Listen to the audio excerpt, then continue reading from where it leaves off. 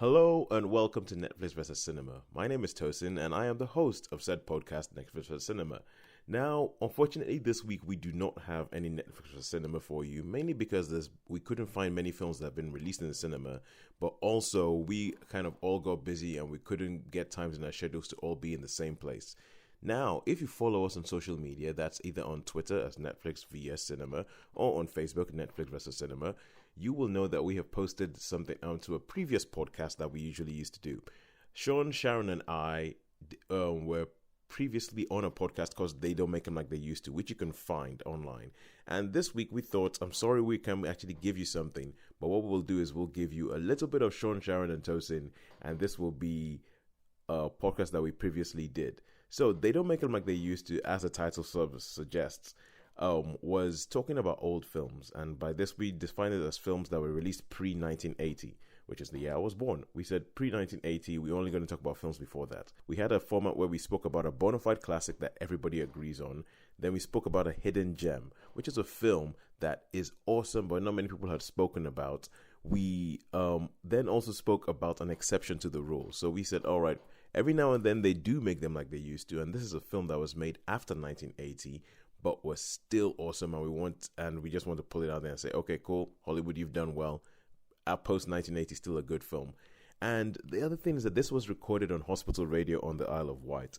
So we also have a patient choice where we went into the hospital. We asked the patient what their favorite, either two questions, what the first film they ever saw in the cinema was, or their favorite film of all time was. And then we also had a chat about that. It sounded a little something like this. Jack, and it all becomes very blurred and very druggy and, sort of very 60s. Yeah, so it's very 60s. It's very like, it's like two films, really. I mean, I loved the first half an hour with the gangster things because it just really made me think of what the London gangster scene would be like, although they didn't like to be called gangsters, And Harry Flowers. I always think Harry Flowers. What a great name. Top name. But yeah, so it was great. I do remember it as enjoying it, although it was like two films, so maybe some people might have seen it on drugs. It might have been totally bizarre. But I think it's looking through, because Glenn he suggested a couple of films for us to watch, and I'm beginning to pick up a pattern. He's a very, very big Nick Rogue fan, I think.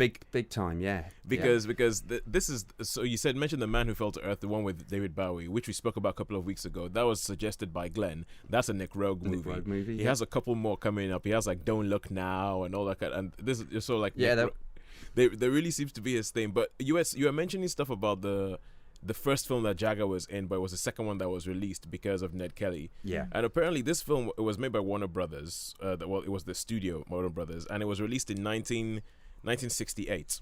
Oh, it was filmed in 1968, but it wasn't released until 1970. 1970, yeah. Because apparently the executives at the time when the film was released, they said they tried showing them a screening, and one of their wives threw up because she couldn't believe what she was seeing on screen. And there's a scene where Mick Jagger's in a bath. This is just reading online. I haven't actually seen the film. Where there's Mick Jagger's in the bath with two other people, and apparently one of the executives commented, "Even the water was dirty." In this episode, we spoke about the Mick Jagger starring, Nick Rogue directed performance, the Jane Fonda Absolute Classic, which I didn't even know about before we recorded this particular episode. They shoot horses, don't they? We exception to the rule was Pitch Black, the Vin Diesel star, and the patient choice was Flame featuring Slade. So we hope you will enjoy this. Please do go find the link on Twitter and on Facebook. Have a listen to that, and we hope that this placates you for at least another week. We're really sorry that we couldn't actually get together this week and record a podcast with all of us talking about stuff at the same time. Right. Thank you very much for listening to this. Please do go find the other podcast. Go find the episode of They Don't Make Them Like They Used To. Great episode. Have a listen and let us know what you thought online. We would be really appreciative, and we really hope to be back next week. Thank you.